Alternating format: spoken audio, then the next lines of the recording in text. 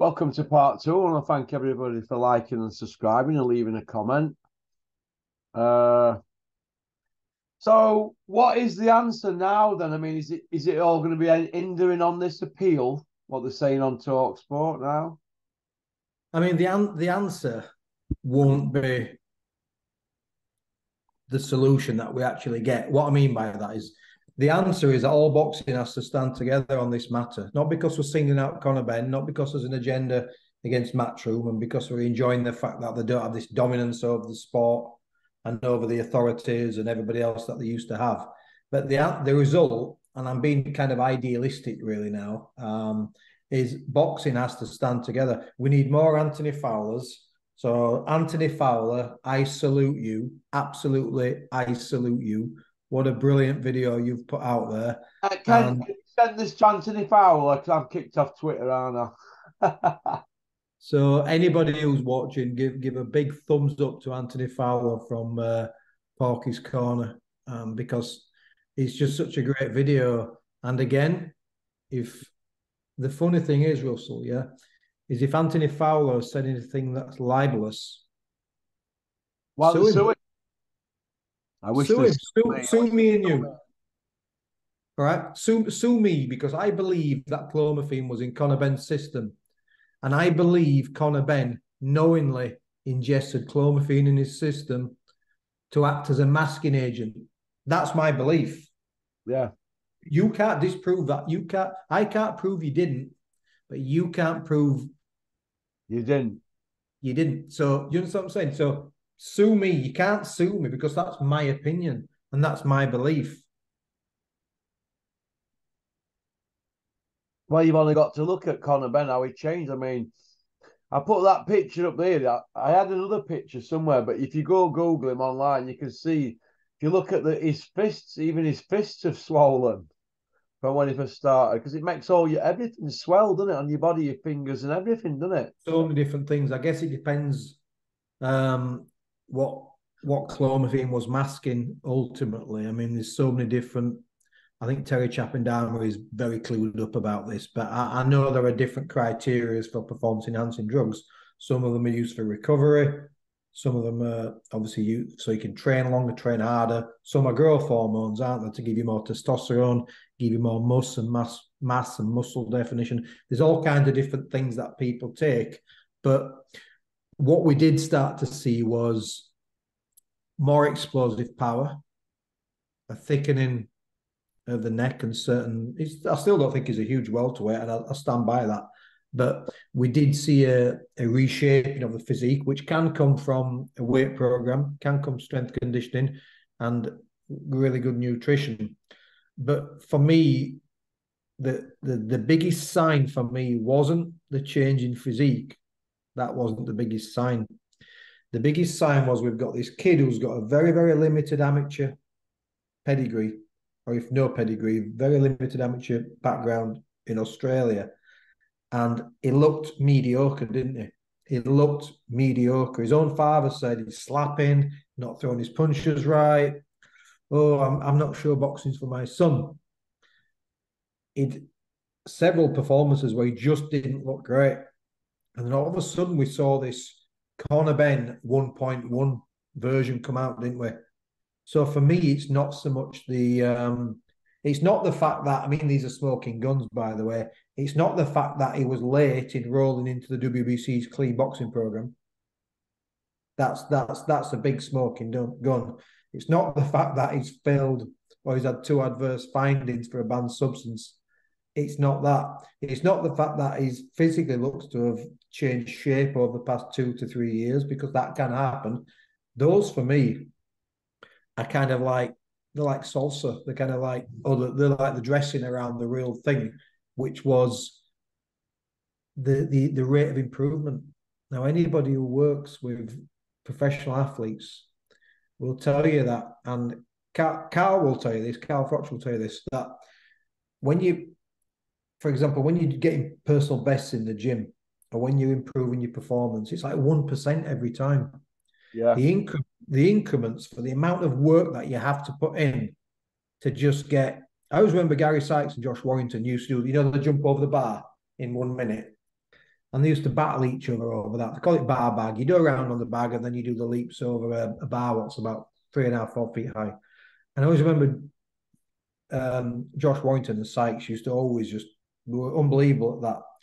And they'd get the personal best by like 1 or by 2. And it'd take them like 2 years, to get to that point where you get that small increment of improvement. And then you saw with Josh Warrington, and you saw through his career, every fight he just got a little bit better. Because Josh was completely clean before anybody says anything. I know he was completely clean. But with Josh, and he's never had an adverse finding, but Josh got a tiny bit better every single time. And the delayed putting him in for British titles. But our trainer wanted him, Warrington's hard very, trainer. very, very hard trainer. But what they did with Josh was they was really careful matching him until he was ready. Now, what I'm saying is this is over a long period of time. Is Josh Warrington's debut to Josh Warrington becoming world class, then to becoming world champion. This is a good chunk of time. 30 fights, whatever. Conor Benn went from this. He didn't even look like he was area level, did he? No.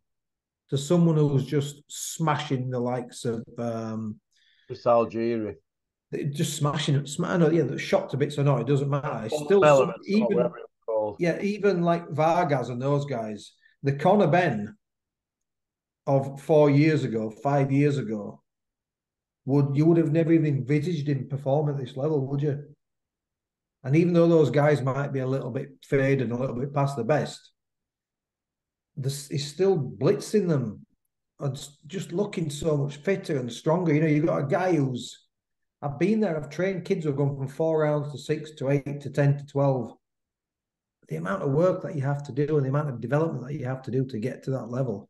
And it's just transformed. His performances have gone from a mediocre area level fighter to the Conor Benn we've seen certainly before the Eubank fight was supposed to happen. Those 3 or 4 back-to-back performances, even though a couple of them were on points, he was relentless. He was so much sharper. He's even the 10 rounders he had, he was still incredibly sharp and incredibly strong, closing out those final 3 rounds of the fight.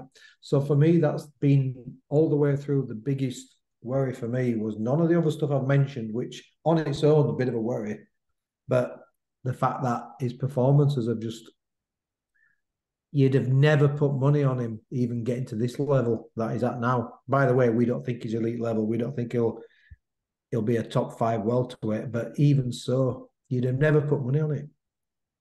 And no one's, even when Eddie Hearn, Simon Jordan, you were so poor. You were so poor when you went on TalkSport. You didn't ask the right questions, and no one mentioned, and the other smoking gun, Russell, we might as well say it, haven't we? Yeah. You like this one, don't you? Dr. Sajid, what was he called? Usman or something, yeah. The testosterone hormone replacement specialist who had said so many times, and he'd done YouTube videos saying the easiest thing in the world is to cheat and take peds in boxing. As long as you know what you're doing. What did he say? Only an idiot would fail a test. Yeah. And then all of a sudden he announces himself, tagged Conor Benn in Instagram. I'm the official camp doctor for Conor Benn. Yeah, and you put a picture of him, didn't he, on Insta, didn't he? So Eddie Couture has only met him once, he's only met him twice. So this guy's made it up. But why has nobody held him to task? Why has nobody held Dr. Usman to task and said, hang on a minute, Conor Benn says he barely even knows you. He's bumped into you once and you had a fan picture with him. Imagine, right? You're Conor Benn and you're on Instagram and you get a notification saying you've been tagged in a picture. And some doctor who you don't really know, you've never heard of, who is not your camp doctor, tags you in a picture. You get the alert. You've been tagged in a picture on Instagram. What do? You remove the tag, don't you? Yeah. You're not my camp doctor. But he didn't do that, did he? Pinned it on his profile, didn't he? Pinned it on his profile because Dr. Sajid Usman, who was a British Boxing Board of Control medic, who was a hormone and testosterone replacement specialist, was Conor Benn's camp doctor. How much do we need? Yeah, I know. Why is this? Why are we still?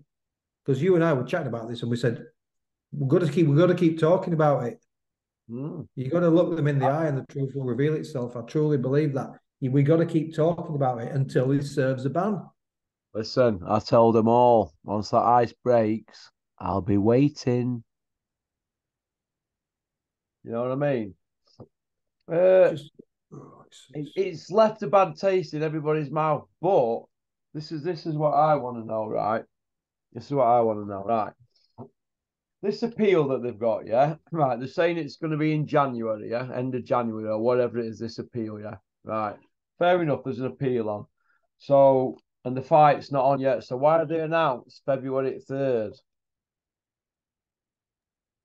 because they're just putting pressure on the board. Because So they think they're gonna win. The board are gonna lose their appeal apparently. yeah, they must have some kind of, whether it's additional evidence or they must think that they've got a very good legal team apparently, and they must think that they've got a watertight case. But what Simon Jordan did make a really good point when he said the border control, when obviously and UCAD, they almost caught them left field, didn't they? Because the defence that they really homed in on, the anti-doping independent body, if you like, they just fixated on this. You don't have jurisdiction. It's failed a harder test. You don't have jurisdiction. You've no right. You've no right to impose any sanctions. And I think the Ben's team were clever at looking into that one. And I think that's what Simon Jordan says, that the border control and UCAD were caught a little bit off guard with that, because I thought it was going to be a little bit more kind of, we're going to present on this. But sometimes the technicalities of the law, if you focus on one area, it's like a house of cards, isn't it? Everything else falls down. And I think what Simon Jordan was saying was the border control now, they really know what they're going to appeal against, if that makes sense, because it's focused purely on jurisdiction. I mean, what are the implications, Julian, if Conor Benn's team fight and Robert Smith loses this? I mean, does Robert Smith have to put the fight on? I don't think he does, because he wouldn't be held to that question, would he? And I'm sure, like anything, like we won't go into, we talked about the Sykes thing and discretion and various other things. I think in some cases you're allowed discretion. Like I said, the law might be black and white, but where the British Boxing Board of Control are concerned, as we've said before, they're a self-regulating, self-governing body. So they could still, in theory, turn around and say, we don't agree with the anti-doping independent committee's findings, even though we've lost our appeal. We don't think it's right to license him. We don't think it's in the best interests of boxing, and that's something that we've heard several times, isn't it? With the Board of Control, is they have this line which says we don't think it's in the best interests of boxing. So I'm not saying that if they lose their appeal in January, they'll absolutely say the fight can't happen, but I suspect they still might not grant him a license. And then you can say, well, what's the point of the appeal? And Conor Benn would be right in saying that. He'd be saying, well, why even bother? Because even if it goes my way, you won't grant me a license. I don't know that to be true, but there's something about this where the Board of Control, if you think about it, right, that like we talk about you swearing an oath as a journalist. We were talking about journalists, weren't we? And you have a duty to, as a journalist, to be neutral, to be honest, etc., etc. If you think about the Boxing Board of Control, whenever you talk about the Board of Control, there are 1,000 rules and 1,000 regulations. The one thing they always say is it has to be in the best interest of the fighter and the safety of boxing. They never kind of move away from that foundation and that Company key line though, and has been for years. It's a company line, but I think it's a good company line, because the safety of boxers has to be the number one overriding factor in boxing. And if the border control fundamentally believe, and I think they do, they didn't say that. Robert said he could be innocent, he could be guilty. Now, if you think about language, you know me, I love listening to language all the time. That's the first time, if you wind back all the Robert Smith interviews over the past 18 months, it's the first time Robert Smith has said several times, and he'll hate me for this, I always pull people up on the words. He has said several times, Conor Benn could be innocent, hasn't he? He's said that several times. But Robert Smith has never said Conor Benn could be guilty. Now, in the interview 2 or 3 days ago on TalkSport, he said, Conor Benn could be innocent. Conor Benn could be guilty. Now, I thought that was quite a powerful thing for Robert Smith to say. You know, instead of just saying could be innocent, he said he could be guilty. It wasn't just a turn of phrase. I thought there was an underlying message in that. And I fundamentally believe that the Board of Control, based on everything that they know about this case, based on strict liability, they believe he's guilty. Guilty in terms of the penalty of strict liability. I'm not saying they know that he's guilty for intentionally taking a masking agent, but they say in the technicalities of boxing, he's guilty. He's had performance-enhancing drugs, and it goes back to what I just said. It's the welfare of boxers. It's the welfare of the fighters. The welfare and the safety of fighters is paramount. That green book, everything hangs on those words. And having fighters in a ring who have got performance-enhancing drugs in their system is not in the best interest of boxing, the welfare of fighters. So I think Robert Smith is more or less telling you with the language, we don't agree with this. Why appeal, Russell? Well, they want to. Well, I don't know. He's not appealing. Robert Smith, no matter what I think about Robert Smith and the Board of Control, Robert Smith's not appealing because he has an agenda against Conor Benn. I mean, Eddie, how old are you, Eddie? Are you 17? Are you 16, 17? Are you that childish and you're that naive that you think that he has an agenda against Conor Benn? It's probably something linked back to his dad and throwing his license in the bin or whatever. Robert Smith wasn't even head of general secretary at that time. Robert Smith and the Boxing Board of Control don't have an issue with Conor Benn. They have the bloody rule keepers, aren't they? They're anal when it comes to this type of stuff. They have discretion sometimes as well. But when it comes to drugs, yeah, I've had an issue with them over Sykes. Other people have an issue with them precedents saying you got to have a 4-round contest. If you're coming off a loss, you have to have a 4-round win before you can fight for a British title. There are certain areas where the Board of Control have discretion. I've talked about discretion and the Board of Control so many times. I mentioned discretion in part 1. You can't have discretion with drug takers. They're not going to have any discretion where it comes to the fact that they fundamentally believe he's had banned substance in his system, and they think he should be banned, which is why they're appealing. It's very, very clear. Do you think that the relationship's broken down now between the board and Matchroom? Because it looks a bit fractured now, doesn't it? It does look fractured. I think this will be Robert Smith's last stand. I think he's served for quite a long time. 16 year. 16 year. We give him a hard time, but if you look at other countries and other commissions, in terms of safety, they've got a really great record when it comes to boxers' safety. Yeah. Very, very strict medicals. I know that for the pain of a fighter that I used to work with. Very, very strict medicals, very strict procedures. A lot of things I think stink what they've done. But when it comes to safety, they're all about that.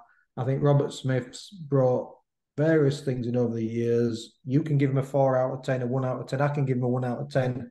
But ultimately, I think this is going to be his kind of swan song, really. And I think what will happen is it won't be straight afterwards, but it's like any big event in government, isn't it? When you have a big event in government, generally, especially if things don't go the way you want, you get resignations or you get retirements from prime ministers or committees or whatever. And I think Robert Smith will, in the next 12 to 18 months after this, I think this will be the final thing. I think that's another reason why he's digging his heels in now. I think he's said himself, hasn't he? You know, he's coming to the end of his tenure. It's not months, but it won't be like many, many years. And I think this is his like, do you know what? I fundamentally believe this is the wrong thing to do to license a fighter who's failed drugs tests. And I think he's going to hang in there, stand firm, get the backing of his team. Ben will either get a retrospective ban or won't get licensed. Or who knows, maybe Conor Benn will get licensed and he'll be forced into a position where he says, I don't agree with it, he'll walk. And maybe then we'll see some kind of more radical changes in terms of the border control. But having promoters and having fighters management teams bullying the border control into try and get them to agree with something that's fundamentally wrong is really to the detriment of boxing. So, as I keep saying, in this instance, what Robert Smith's doing, I'm going to give him a 9 out of 10. I'm not going to give him a 10 because they haven't been completely clear about certain things along the process. But fundamentally, the principles which he's upholding, which is we're not going to license you. We're not going to bend down to Eddie Hearn. We're not going to bend over for Eddie Hearn. No. Give me 9 out of 10, Robert. Sorry, what did you say, End? I'll give you 9 out of 10, Robert. Good job. Not perfect, but the principle of what you're doing is really great. What about Calla? He's rolling all this. He's come out and look, dead simple. Goes back to what I've just. Again, I will say, Russell, you're dead patient because I am talking non-stop today. I'm sorry, I sometimes get a little bit. This is a subject, you know, don't you? Yeah. Not only do you know this is a subject where I can just talk for 10 hours. You have the man in question sticking his finger up at me as I'm talking, so you're not helping me. Right, Calla. I'll simplify Calla really quickly. Yeah, don't know much about his background. I know he's from a boxing family. I know he's a very wealthy man. Simple terms. Yeah, any man who is representing a fighter, whether that's as a manager, a promoter, or an agent, or a trainer, whatever capacity you represent your boxer. If you're going to boil your boxer down to 157 pounds to an inhuman weight that boxer hasn't been for 14 years since he was a 17-year-old schoolboy, skinny schoolboy, and you're going to boil him down to 157 and have a rehydration limit and effectively endanger that man's health and potentially his life, I think you're a piece of shit. That's what I think. That Calla. And I know what I think about you, Calla, anyway, because we need to meet on the tarmac. But that's your job is to look after your fighter, and you didn't look after him. These are privileged private schoolboys, aren't they? Eddie Hills and Calla Montana. The privilege they're used to getting their own way all their lives from being able to crawl. That's the bottom line, isn't it? You're going to let him, whether we think that Conor Benn's the second coming or not, we don't.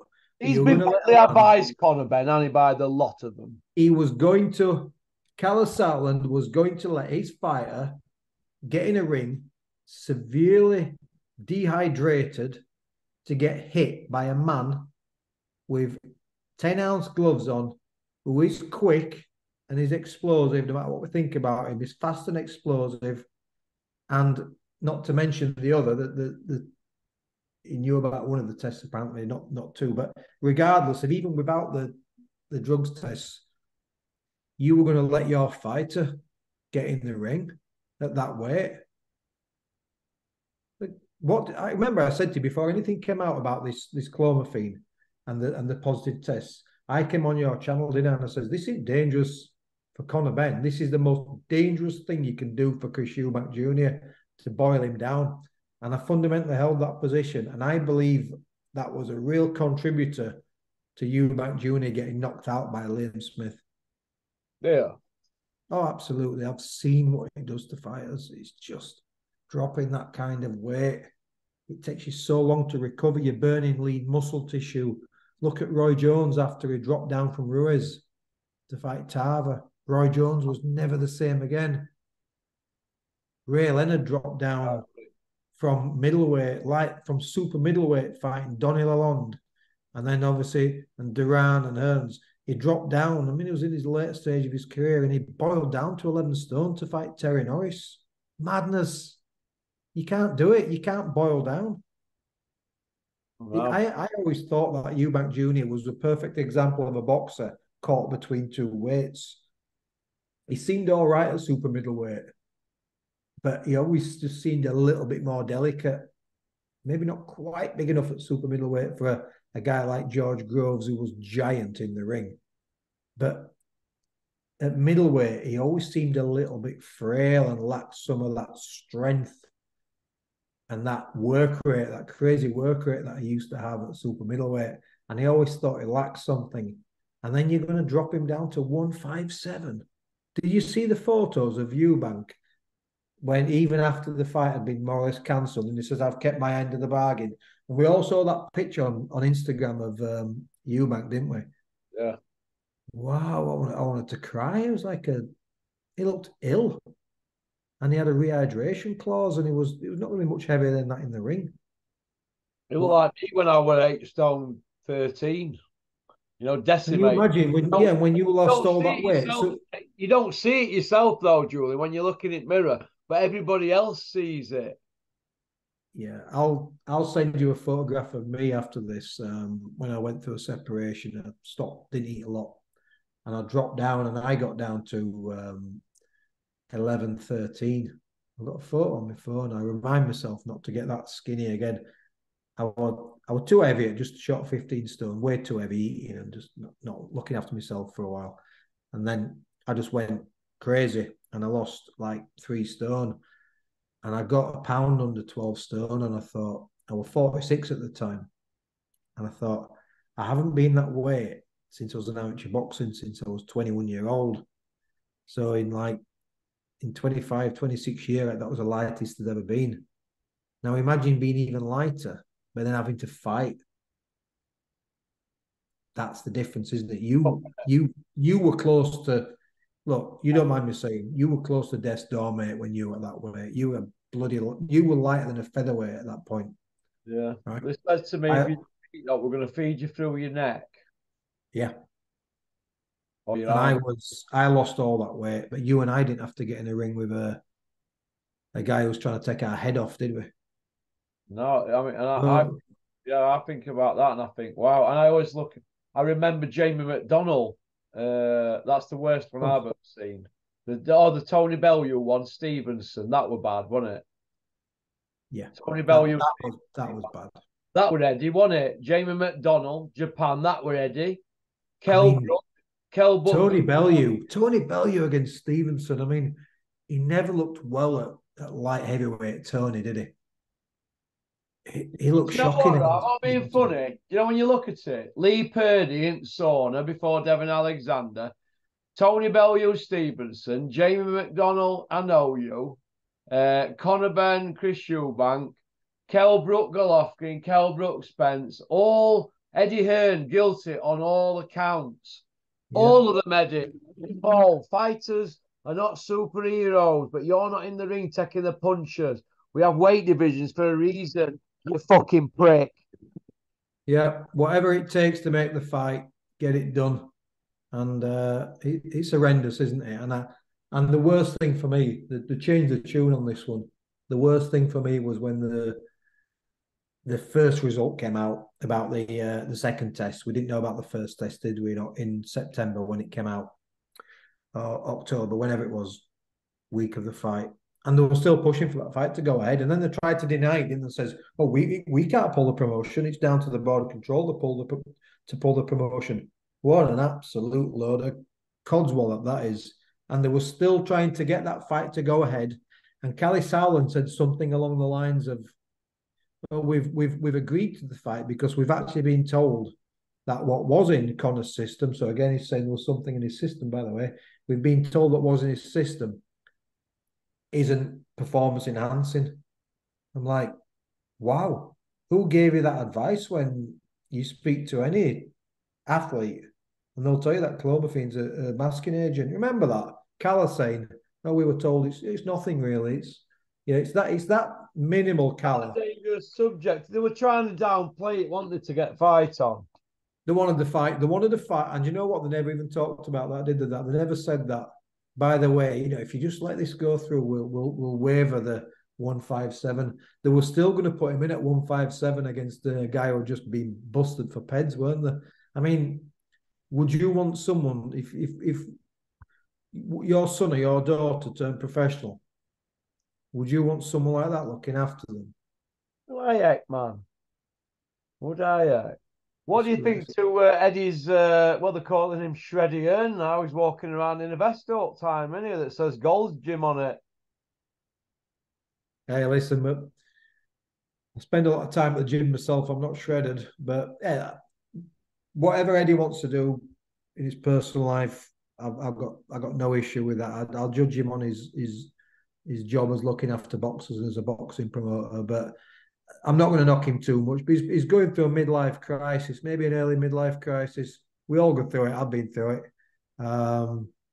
And he's looking good, so good for him, mate. I don't have an issue with Eddie Hearn's I appearance. don't That's have an issue with him either, but I think Eddie's wife were gorgeous and he's left her for Sky Nicholson and Aussie at other end of the world. What's all that about? Two kids at home. Yeah, I didn't know the like I said the personal thing. I was well aware that he was no longer with his wife, but I guess you never really know what goes on in someone's relationship, do you? And again, like I said, I'm not bothered about that stuff. But Yeah, we're bothered about the drug testing and we're yeah, we bothered are, mate. about Conor Ben sticking his finger up at everybody every time anybody dares to even ask any difficult questions. They really, I know I think these have been a good two parts. We've covered this and it's really good, but they're shameful, aren't they? This boxing media now. I don't mean boxing king media. I'm talking about them all. That the ones who have access, the guys who have access, that They're the frightened to death because they can't get anything else going on in their life to get a few quid. they're just shameful, and they also we love boxing. You can't love boxing. You love the access to a very very a sport that's in the spotlight. That's Like the God. yeah. It's that's what I was going to tell you. I don't know if you've heard this or not. You might have done, you might not. I suspect not because you've not messaged me today with this. I was chatting to someone. In fact, I got a text earlier on this afternoon, and from a guy who's in boxing, Birmingham area. I know quite a few people still, and he was telling me that the Gad had got some gig in with the Saudis. He got some kind of promotional gig with the Saudis, and he was going over there. Now, I don't know if it's true, but the guy who gave me that information is pretty good, to be honest. So I don't know if you've heard anything like Oh, that. the God's worked his ticket out there, has he? Now, I called it Yeah. I did about 2 weeks ago. We did a video, and I said, I think you asked me. I think the question you asked me was why isn't he really defended What's Adam his game Castro? out there in with his wig? I said to you, I said, I'll tell you why he's not defended Adam Castro because he's looking for something bigger, something better, and he's probably got irons in the fire. And I think the Well, Gad wants that Saudi money like everybody else. I said that to you about 2 weeks ago, mate. Well, I'm well, hearing the Gad is going to Saudi. That's what I'm hearing. God is in the mix. He does not mess about. He's gone from print media to talk sport to his YouTube channel. He's now mixing it with his excellence. Well, he don't want to be asking His Excellency if he has showers and stuff before goes training. He needs to be careful what he's asking him. Yeah. Dean White's come out, says Dylan White's coming back. What do you think to that? I thought those guys were not talking anymore. I didn't think they'd fallen out, but I just thought they'd gone their own separate ways. Is I he know still a it's an spokesman interview for? on IFL, and he says that Dylan White's he'll fight Joshua and he's coming back and all this. But this is how I look at it. Did Dylan fail in kickboxing? Then he failed before he signed for Eddie as a pro boxer after an handful of fights. He then failed the Rivers test. They buried that one, and he's just failed a recent one, and he's lost the Joshua fight, hasn't he? Has So he had a hearing? I don't think he's had the hearing though. He's had four. He's had four issues, hasn't he, with drugs? Yeah, I mean, look, I don't think he's that relevant anyway. You know that, but yeah, he's a walking pharmacist, isn't he? Just like the big baby. Yeah. But Miller's in the mix, isn't it? People, you know what I've noticed about boxing? People are so forgiving, aren't they? In the boxing, and they'll let anybody in, won't they? No matter what. I don't get this thing. In fact, I'll give you my view on Miller. I know we've got 4 minutes left, right? But I don't get this Miller thing. You know, like we must be so devoid of stars coming through the heavyweight division, which I don't believe we are, by the way. Got Frank Sanchez, we've got Anderson, we've got kids coming through waiting in the wings. Why are we bothered about, Miller? I mean, he's an absolute scumbag drug cheat. No doubt about that. He's coughed to it. Probably had no choice. But he's actually pretty poor. I mean, for such a big guy, who I believe he was it 310, 20 pounds last time out against that Aussie who was about 90-year-old. He's for such a big guy, he couldn't knock out a wank, could he? He's got like no power whatsoever. He looks like remember the refrigerator who used to play for Chicago things in was it 80s? Yeah, with William the Refrigerator Perry. My name's Willie. I'm the refridge. Everybody says that's it. It looks like him. He's Teddy Wogan, wasn't he? The fridge. He's massive. He's massive. He's Miller. He can't punch for shit. He really can't punch for such a big guy. He hasn't beaten anybody whatsoever. What has he got? He's got a big mouth, hasn't he? He's just got a big mouth. And I don't rate Dubois that much. I hope Daniel Dubois punches holes in him. He will. Daniel Dubois should write him off, shouldn't he? Really? If he don't, he's going nowhere, is he? I think Dubois beats him, and a few people say, "Oh, I think Miller does him." I'm like, who's Miller? Did anybody see his last fight with Lucas Brown? It was an embarrassment. What about Demore, who took him up? Yeah, he's the weak link on that card, isn't he? I'll tell you why they probably dug him up. Because Hrgovic, in his last couple of fights against, obviously there was a Zhang fight and Dempsey McKee, he's not looked that cracking, has he? He's hanging on to his IBF ranking by a thread, hoping for some kind of cash-out title fight, and then he'll just disappear because he's a massive disappointment as a professional, is that guy. I had Danny Ransom on yesterday. He was saying that Zhang's not boxing no more. He's making iPads in China. We like Zhang, don't we? Nobody's calling him out, are they? Part of the Who Needs Him club. He's a southpaw. He's a big 20-stone unit. He's got a good old chin on him. And even if you beat him, you're in for a long, hard night, aren't you? He's not... Some fighters, you got a long, hard night, mate. And I think he's one of them. But, yeah, look, I'm just looking forward to some... I'm looking forward to some good fights in the next couple of months. I just want the Conor Benn thing... I know we're winding down, Russell. I want the Conor Benn thing sorted out. And I just want him to just face what he should be facing, really. Yeah, I do. I want him to get a 5-year ban. 4-year ban like Liam. I want him to get a 4-year ban, but I certainly want him to get a 2-year ban. And I would serve that ban from that very first point in time when he sat down and faced up to what he's been accused of.